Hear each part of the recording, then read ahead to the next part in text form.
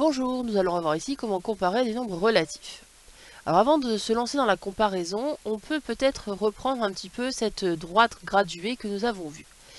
La droite graduée, rappelez-vous, nous avions l'origine qui est représentée par la graduation 0.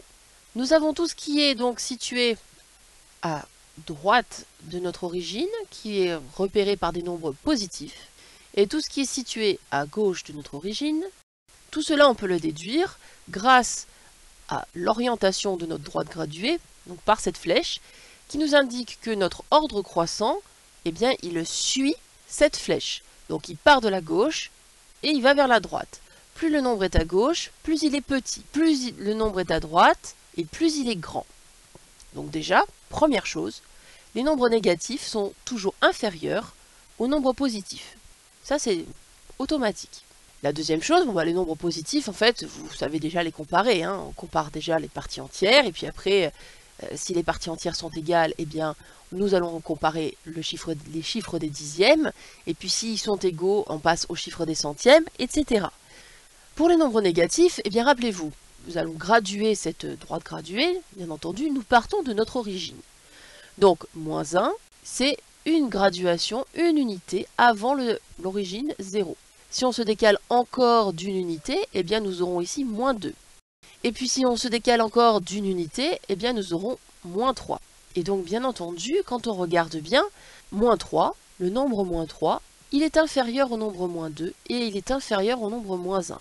Pour les nombres négatifs, eh bien plus on est éloigné de 0, eh bien plus on est petit. Et c'est normal, puisque le sens croissant de notre droite graduée part de la gauche vers la droite. De ce fait, plus on est éloigné du 0, plus on est petit pour les nombres négatifs.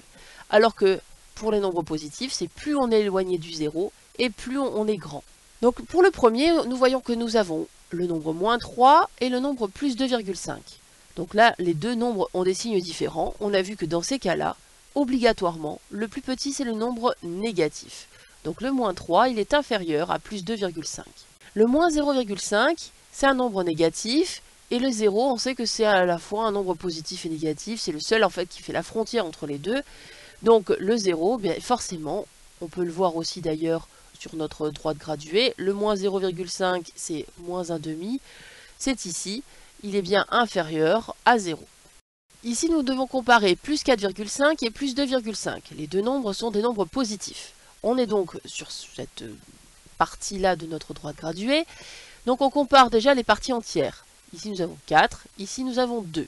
4 est bien supérieur à 2, donc plus 4,5 est supérieur à plus 2,5. Moins 5,1 et moins 4,9. Donc là nous avons deux nombres qui sont négatifs. Donc on se rappelle que plus on est éloigné du 0, donc plus la partie entière est grande, et plus on est petit. Donc là, quand on regarde les parties entières, nous avons 5 et nous avons 4 ici. Donc le 5 est plus éloigné du 0 que le 4, ce qui signifie que moins 5,1 va être inférieur à moins 4,9. Nous devons comparer cette fois-ci moins 4,9 et moins 4,8. Donc les deux nombres sont négatifs. Donc là, encore une fois, plus on va être éloigné de 0, donc plus on va être vers la gauche et plus on sera petit. Donc là, les parties entières, nous avons 4 et 4, elles sont égales. Nous allons passer donc au dixième. Le chiffre des dixièmes, c'est 9, et ici, c'est 8. Le plus grand chiffre des dixièmes, c'est le 9. C'est-à-dire que le plus petit nombre, c'est celui qui est donc le plus éloigné de 0, et c'est donc moins 4,9. Plus 1 centième et moins 11 millièmes.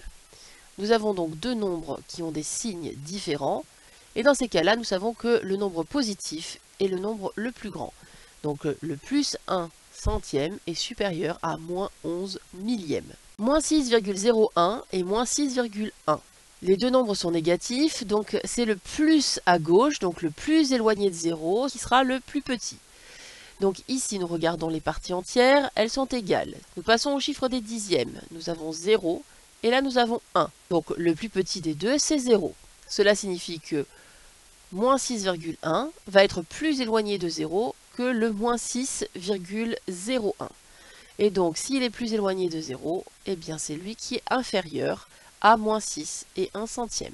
Moins 7,8 et moins 7,81. Encore une fois, les deux nombres sont négatifs. Il va falloir donc regarder quel est celui qui est le plus à gauche, c'est-à-dire qui est le plus éloigné de 0. Donc nous regardons cette distance à 0. La partie entière des deux distances à 0 est 7. Elles sont égales. Nous passons donc au chiffre des dixièmes.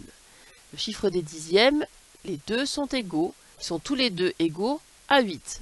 Donc nous allons passer au chiffre des centièmes.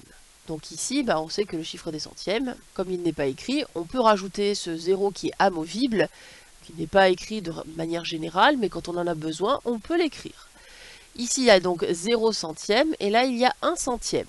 Donc bien entendu, le plus éloigné de 0, c'est celui qui a la plus grande distance à 0, c'est moins 7,81. Et donc c'est lui qui est inférieur à moins 7,8 dixièmes. Merci d'avoir écouté.